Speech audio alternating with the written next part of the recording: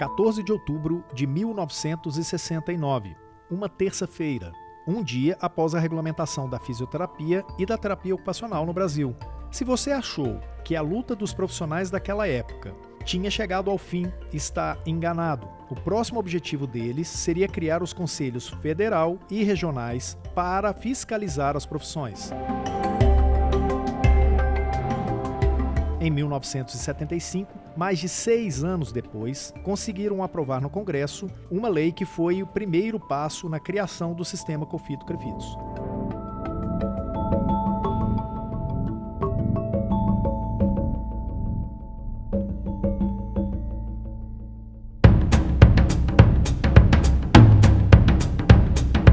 Olá, tudo bem? Que bom que você está aqui para a 34ª edição do Físio e TO em Movimento. Tudo o que rola na fisioterapia e na terapia ocupacional em um só podcast. Este é um conteúdo produzido pelo CREFITO 3, o Conselho Regional de Fisioterapia e Terapia Ocupacional da Terceira Região, uma autarquia que é responsável pela fiscalização profissional no estado de São Paulo. Esta é uma iniciativa especialmente produzida para você, que é ou sonha em ser fisioterapeuta e terapeuta ocupacional. Eu sou o Túlio Fonseca, gerente de comunicação aqui do CREFITO 3. E eu sou a Mônica Farias, jornalista no CREFITO 3. E este episódio do podcast é o segundo do especial de 5 capítulos sobre a história das profissões. Como dissemos no episódio passado, ao longo dessa série especial nós vamos trazer entrevistas com fisioterapeutas e terapeutas ocupacionais que significaram e significam muito para a história das profissões. Gente que contribuiu e muito para a construção dessas duas profissões no Brasil. É óbvio que não conseguiremos contar tudo nestes 5 episódios e que sempre vai faltar alguma coisa, algum detalhe. Mas não se preocupe, vamos tratar dos primeiros 50 anos de regulamentação no restante deste ano e também ao longo de 2020. E para quem perdeu, no episódio passado nós trouxemos falas de ninguém mais, ninguém menos que o professor Sérgio Mingroni e também o saudoso Dr. Eugênio Lopes, fisioterapeutas. E pela terapia ocupacional nós trouxemos a doutora Veridiana Arbi Macluf e a doutora Pessia Grivak-Meyerhoff. E eles contaram detalhes do início de tudo. Já no episódio de hoje, o dia seguinte, ou seja, após a conquista do decreto-lei que regulamentou as duas profissões no Brasil, aqueles profissionais daquela época, começaram uma outra batalha. E qual foi essa batalha? A de criar um conselho de fiscalização profissional que cuidasse da fisioterapia e da terapia ocupacional no Brasil. Isso mesmo que você ouviu. A gente vê muito profissional nas redes sociais doido para acabar com o CREFITO, certo? Pois é, e no início dos anos 70, a luta era exatamente para ter um conselho para chamar de seu. E quando a gente fala de luta, é no sentido figurativo, mas você vai ver que houve muito empenho, muita entrega e muita dedicação dessas pessoas. E no capítulo de hoje você vai entender por quê e saber mais detalhes sobre isso tudo. Então, vamos adiante? Vamos!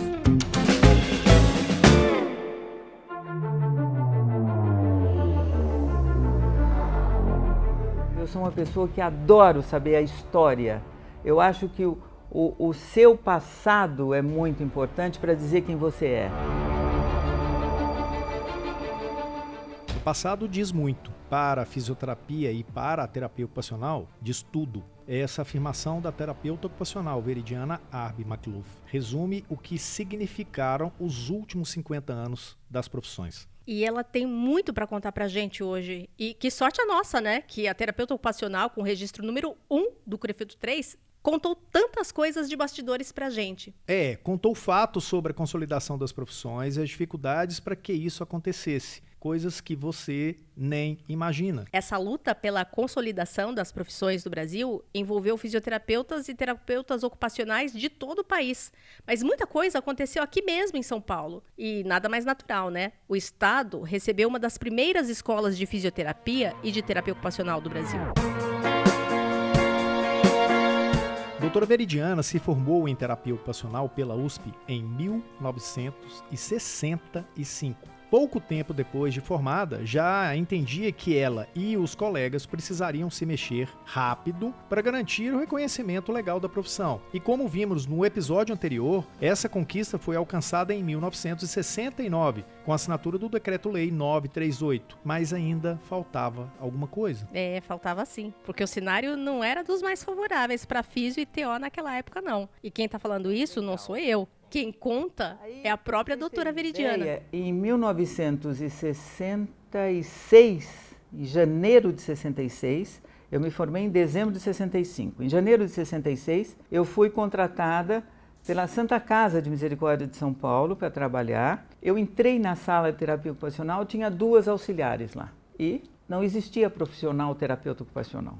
Era uma saia justa muito grande, porque você tinha que começar a colocar essas pessoas no nível de realmente serem auxiliares, mas até então eu jamais imaginava como eu poderia ter um auxiliar. Eu achava, pela formação que eu tinha e pelo tipo de conduta que eu teria, só eu trabalharia com o paciente. Então, era uma pessoa que eu dizia, por favor, pega tal coisa no armário, pega... Era muito desagradável, era uma situação muito desagradável, porque elas não tinham culpa de estar lá, e elas precisavam do emprego. Tinha uma senhora que trabalhava comigo, que era a dona de casa.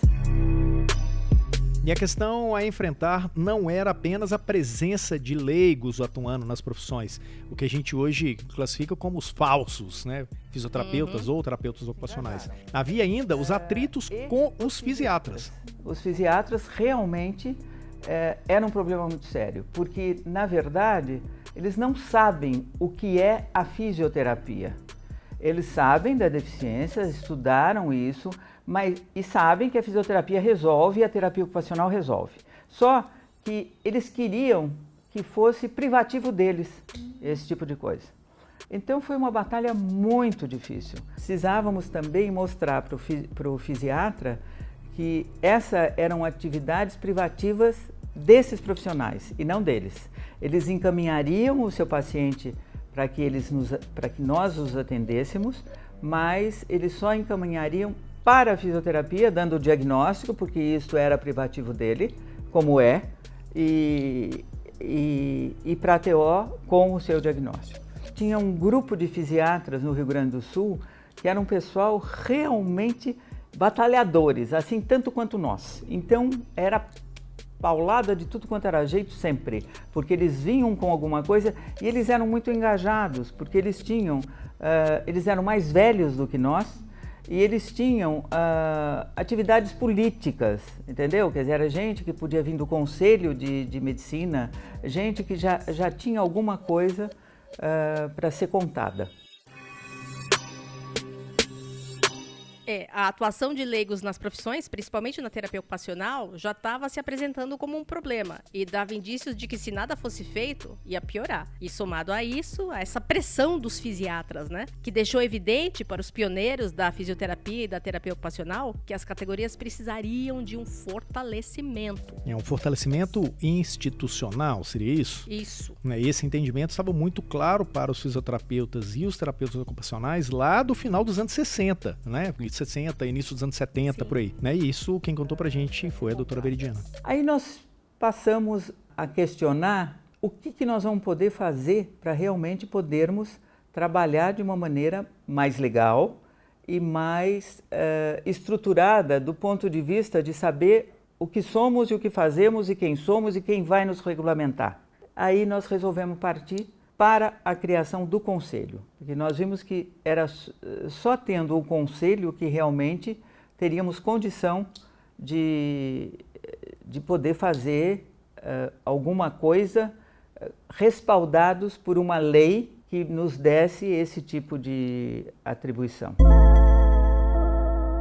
Mas não se acorda um belo dia e se decide que o conselho vai ser criado. Tem gente que ainda acha isso, né? Acha que sai da cartola, né? Se a gente observar que a ideia da criação do conselho nasceu no final dos anos 60 e que a lei de criação dos conselhos chegou só no final de 1975, sim, dá para imaginar o quanto os colegas dos primeiros anos das profissões batalharam, né? Sim, a gente vive numa outra época, né? Hoje a internet, com segundos, a gente acha que as pessoas, né, estão atrasadas em retorno pra gente e tal. Mas são 6 anos. 6 anos de batalha para conseguir, né, construir isso que a gente tem hoje. Então, em São Paulo, assumiram essa luta a própria doutora Veridiana e ao lado dela um grande nome da fisioterapia, a doutora Sônia Guzman.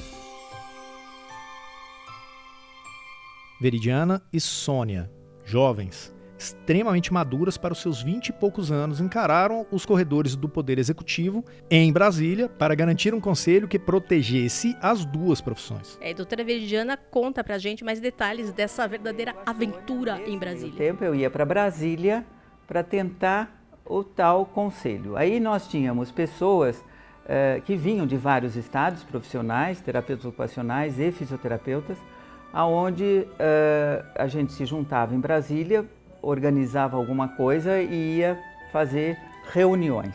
Uma dessas reuniões foi com o Golbery Couto e Silva, que era um general muito bem colocado nos governos militares, e ele nos encaminhou para o ministro Jarbas Passarinho, que já tinha participado do nosso problema de reconhecimento profissional, e para o ministro Arnaldo Prieto, que era do Trabalho. O ministro Prieto, ele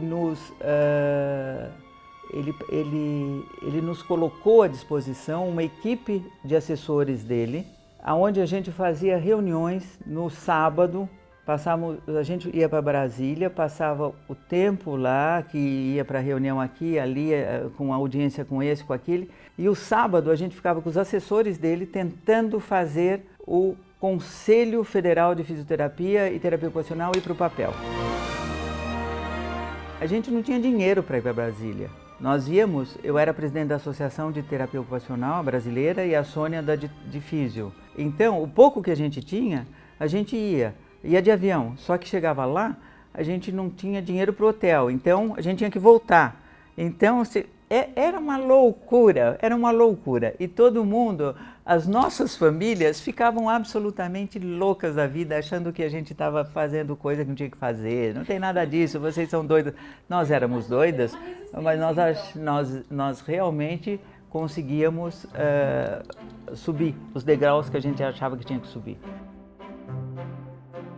Isto nós fizemos de 69 até 1975, quando em 17 de dezembro de 1975 foi criado o Conselho Federal de Fisioterapia e Terapia Ocupacional e os Conselhos Regionais de Fisioterapia e Terapia Ocupacional que tivessem número suficiente para realmente ser um conselho. Doutora Veridiana contou ainda que o Ministério fez um levantamento em todo o território nacional de fisioterapeutas e terapeutas ocupacionais que estariam aptos a assumir o desafio de participar da construção de um conselho. Então a coisa não foi tão simplesmente, ok, vou criar um conselho para vocês são bonitinhos, né? É uma história que vale a pena a gente sempre relembrar isso, porque realmente foi muita luta. Dos nomes que surgiram na época, que eles tinham na época, ele definiu quem seriam os 9 conselheiros titulares. Entre os 9 titulares, nós tínhamos gente que era eu e a Sônia de São Paulo, ainda Bulamac do Rio de Janeiro, Vladimiro do Rio Grande do Sul, Luciano do Distrito Federal, Laurentino de Pernambuco, Abigail de Paraíba, Márcio de Belo Horizonte e Deise de Salvador, Bahia. A Sônia foi presidente, eu fui vice-presidente, o Vladimiro era o secretário e o Luciano era o tesoureiro.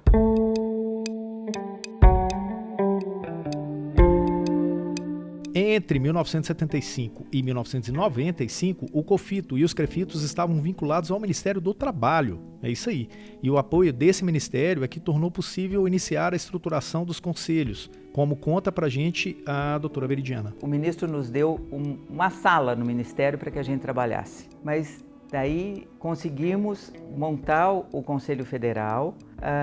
Eles nos ajudaram porque nós tínhamos que ter uma estrutura, nós tínhamos que ter advogado, administrador, nós tínhamos que ter a infraestrutura porque a gente não conhecia nada disso, nós não era programação da nossa área. Então nós não conhecíamos e nós tivemos realmente excelentes profissionais trabalhando com a gente que entendiam o nosso momento e que nos orientavam, conseguiam com tranquilidade dizer para a gente o que fazer, o que não fazer, do ponto de vista legal principalmente, que esse era o mais sério. Aí nós criamos, enquanto COFITO, 3 conselhos, que era o número 1 foi Pernambuco, número 2 Rio de Janeiro e o número 3 São Paulo. E aí era regional, ele pegava as regiões O do Nordeste, aquele que pegou Norte e Nordeste, realmente era imenso, porque era uma área muito grande e uma área muito difícil, né? De trabalho, onde você tinha poucos profissionais e sem uma infraestrutura mais legal. Mas eles conseguiram fazer um trabalho muito legal e aí começamos a trabalhar com esses 3 conselhos. E hoje o Brasil já conta com 18 CREFITs. Uma longa caminhada para quem começou com apenas 3. E não é bem apenas 3. Considerando todas as dificuldades logísticas do início dos anos 70, o que os primeiros dirigentes conseguiram realizar foi uma tarefa heróica. Vamos ouvir como foi esse desafio, nas palavras da própria doutora Veridiana. Fizemos a mesma coisa que foi feito para o COFITO, com relação a profissionais, foi feito para os CREFITos. Nós começamos a pesquisar quem eram os profissionais que realmente engajados, que poderiam estar, e daí nós nomeamos essas pessoas nos 3 CREFITos. E os 3, eu acho que se conduziram da mesma maneira. Eles começaram a ter contato, foi colocado no jornal que o CREFITO existia e que as pessoas, os profissionais, tinham que vir se credenciar neles. Só que na nossa lei saiu que o auxiliar também entrava. Só que daí foi feito, existe na legislação assim, se você está exercendo por tanto tempo, você passa a ter. Isso acho que a maioria das profissões eram assim, porque hoje mudou tudo, né? Hoje realmente as coisas são diferentes. Então aqueles que realmente eram passaram a ter o número, ou a maioria não vinha porque sabia que não ia ter chance de exercer profissão como um profissional que tivesse feito faculdade.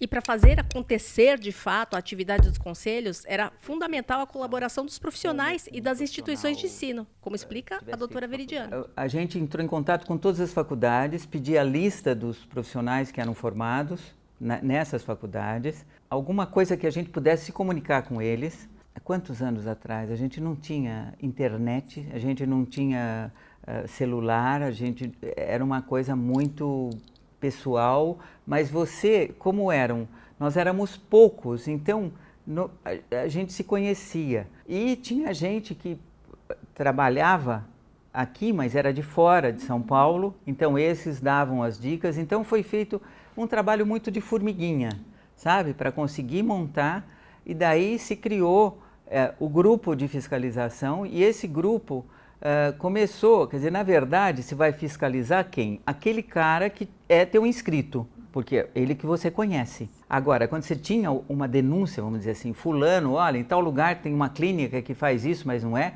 aí a fiscalização ia lá e realmente comprovava que não era e fechava a clínica.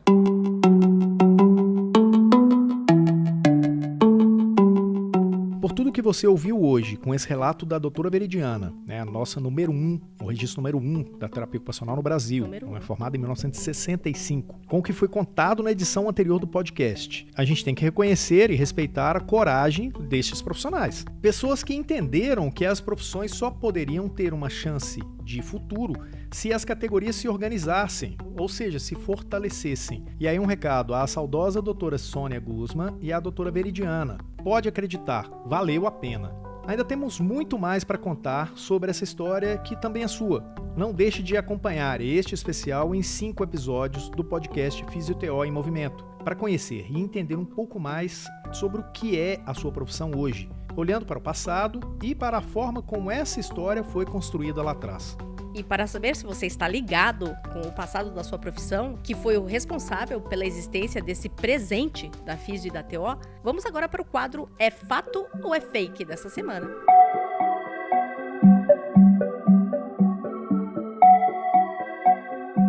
E para você que está chegando agora e não sabe que quadro é esse, Fato ou Fake, a gente te explica. O Fato ou Fake é um quiz que a gente propõe para o tema de cada episódio.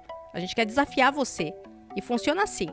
Para cada afirmativa nossa, você diz se é fato ou se é fake, ok? Não sabe como participar? Bom, para isso você vai ter que nos acompanhar em nossas redes. É fácil. No Facebook, no Instagram, no Twitter, né? Entra lá, segue a gente e você vai ficar de olho. Sempre nos fins de semana, acompanhe o que a gente está postando lá nos stories do Instagram e do Facebook, e nos perfis também do Facebook e no próprio Twitter. Daí na terça-feira você corre pra cá e fica sabendo o resultado com a gente. Explicado. Vamos então à primeira questão deste episódio, com a Ana Carolina, que é estagiária de Relações Públicas aqui do CREFITO 3. Ela faz todo o trabalho de monitoramento das nossas redes sociais e traz a tabulação dos resultados para o Fato Fake. Ana, fisioterapeutas e terapeutas ocupacionais do Brasil também querem saber, é fato ou é fake?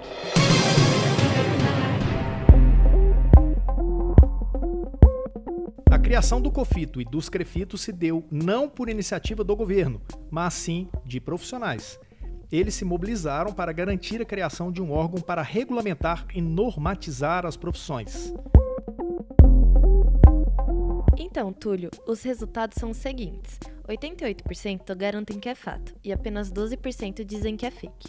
A gente até tentou armar uma pegadinha aí, mas os profissionais não caíram não. A grande maioria acertou. É fato mesmo. Quem lutou para a criação do COFITO e dos CREFITOS foram os profissionais. Isso lá nos anos 70. O número de profissionais ainda era pequeno, mas estavam engajados e mobilizados. E após conseguirem regulamentar as profissões por lei, começaram a lutar para a aprovação de outra lei, desta vez para criar os conselhos federal e estaduais. Vamos em frente?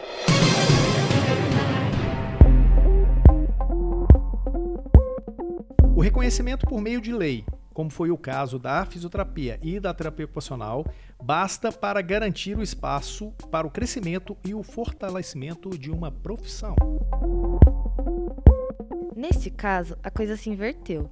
Quase 72% dos participantes garantem que é fake, e pouco mais de 28% dizem que é fato. E qual a resposta? É fake mesmo. Só a lei de criação das profissões não é e nem foi suficiente para garantir o crescimento e valorização das profissões. Essa é uma questão bem teórica, mas mostrou que muita gente entende a necessidade da luta constante pela profissão. Ana, vamos então para a terceira afirmação?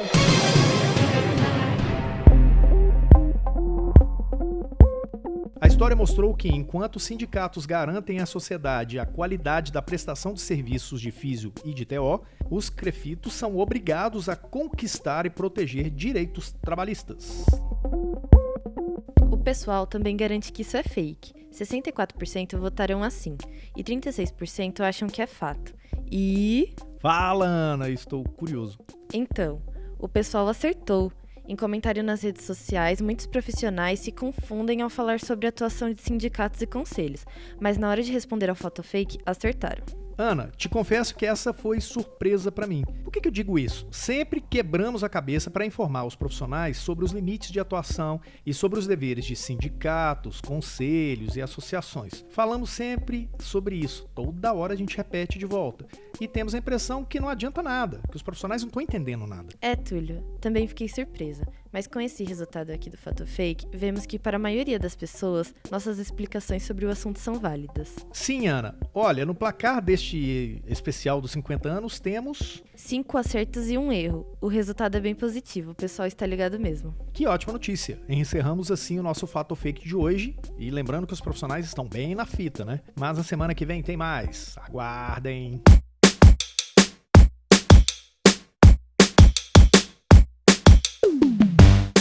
E assim concluímos a 34ª edição do Físio e TO em Movimento.